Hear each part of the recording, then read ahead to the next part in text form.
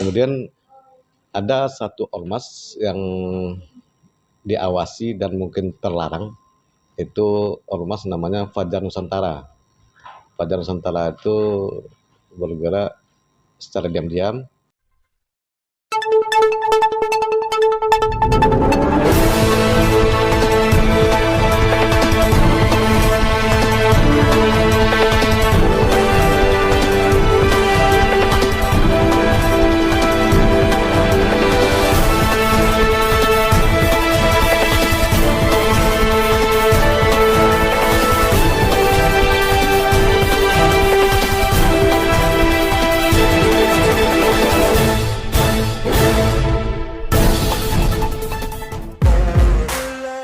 Kesbangpol Kota Padang, sebagaimana tupoksinya, melakukan pengawasan terhadap organisasi yang ada di Kota Padang.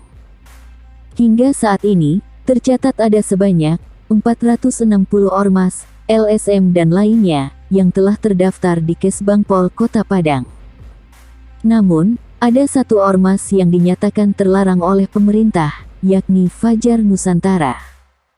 Untuk lebih jelas, simak wawancara media Laksus News dengan Kasubat Tata Usaha Kesbangpol Kota Padang, Eri Jasman, berikut ini. Kegiatan yang dilaksanakan oleh Kesbangpol sendiri selama ini, apa-apa saja yang telah dilakukan, Pak? Terus sejauh mana kita melakukan evaluasi ataupun pengawasan terhadap organisasi? Karena kita mengetahui adanya beberapa organisasi yang dianggap terlarang atau yang perlu di bawah pengawasan ya, Pak ya. Nah, mungkin kita pengen tahu itu dulu. Laksus, kawan-kawan dari media Laksus, ini apa? David ya, sesuai dengan apa perwaku Kesbangpol kan salah satu OPD pembantu pemerintah adalah atau membantu wali kota di bidang kesejahteraan bangsa dan politik. Di antara beberapa kegiatan salah satunya itu melakukan pendataan terhadap organisasi ormas yang ada di Kota Padang. Kemudian beberapa ormas sampai saat ini sudah tercatat dan terdaftar kurang lebih 460 ormas yang ada di Kota Padang. P dan LSM kurang lebih 460 organisasi. Organisasi kepemudaan, organisasi LSM dan yayasan itu terhimpun di sini. Kemudian tugas ormas itu sesuai Undang-Undang Nomor 17 tahun 2013 kan untuk tangan pemerintah, membantu pemerintah atau menyampaikan ke masyarakat dalam membantu pembangunan atau mengawasi, mengevaluasi. Diperpanjang tangan pemerintah salah satu tugas ormas itu sesuai dengan amanat Undang-Undang Nomor 17 2013. Kemudian ada satu ormas yang diawasi dan mungkin terlarang, itu ormas namanya Fajar Nusantara. Fajar Nusantara itu bergerak secara diam-diam, kegiatannya mungkin tengah malam.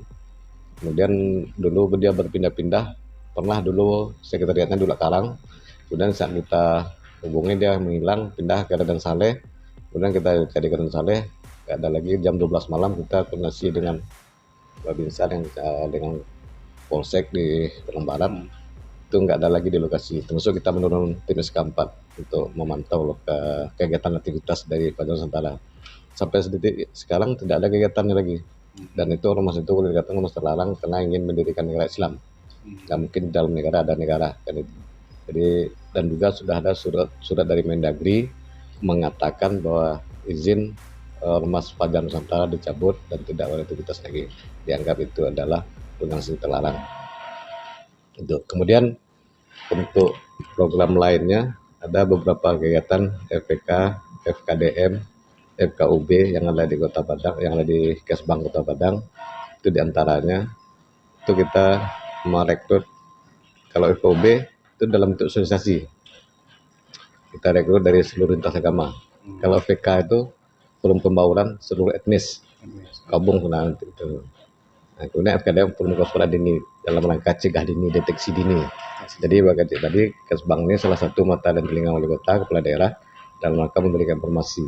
Itu kita berkoordinasi dengan intel-intel yang ada di Kota Padang, dari Kejari, dari Polres, dari Kodim, dan dari Badan Intelijen Negara. Itu memberikan informasi yang yang apalah itu, yang kemungkinan akan mengganggu stabilitas keamanan stabilitas kota. Itu nanti kita dapatkan dengan Forkopimda, kita bawa ke rapat Forkopimda nanti dengan Kapolres dan Dim dan Kedari di bawah pimpinan Pak Wali itu kepala daerah. Kemudian masalah kepegawaian, kita dulu awal masuk di sini 2014 itu saya di sini itu pegawai Kesbangpol ini kurang lebih 35 orang. Di setiap tahun itu minimal ada 2 yang pensiun.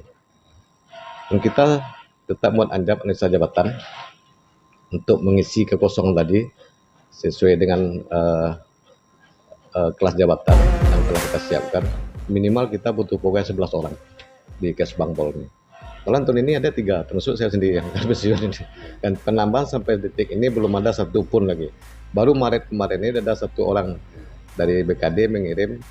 Nah itulah kita nanti menyiapkan kader lah gitu kan, untuk kesinambungan dalam kegiatan keuangan atau sekretariat, memperkuat sekretariat, karena kalau lemah di sekretariat nanti PD akan lemah, karena kuncinya di keuangan tuh, karena tidak sembarang orang bisa duduk dan mengerjakan di sekretariat itu, karena orang betul-betul telaten, kalau orang betul punya kinerja yang mampu dan yang punya waktu. Ada mampu tapi tidak punya waktu, ada punya waktu tapi tidak mampu. Nah itu susah, itu yang punya kemampuan, punya waktu, ini yang kita cari. Jadi mudah-mudahan dengan kehadiran tambahan 1 orang bisa nanti memperkuat sekretariat, mudah-mudahan bisa menjadi kelemahan-kelemahan yang selama ini mungkin bisa ditutupi, karena udah banyak yang pensiun. Kemarin ini 2 orang, di tiap tahun ada pensiun. Berapa tadi Pak? 400-an ya Pak? Ormas Dan OKP ya, OKP LSM itu kurang lebih 460-an. jadi itu yang kita awasi ya Pak, artinya Kalau dulu memang Kesbangpol atau pemerintah itu kan punya tugas mengawasi dan membina. Tapi dengan ada Permendagri 57 kalau nggak salah ya 2017 itu kan dicabut waktu itu ada uji petik, uji materi ke Mahkamah Konstitusi. Jadi pembinaan dan pengawasannya lagi tinggal pembinaan internal lagi, ormas masing-masing lagi. Nah itu sekarang punya pemimpin lagi itu.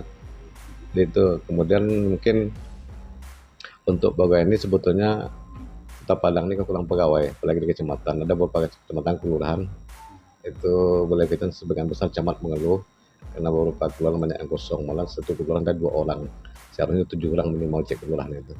Tapi kita itu memberdayakan istilahnya mana yang ada lagi, mana yang bisa sesuai tadi. Kalaupun ada mungkin orang yang sudah purnawirawan kita gunakan karena memang tenaganya dibutuhkan, tidak lebih tidak lain, hanya untuk kepentingan dinas dan organisasi, tidak ada kepentingan lainnya.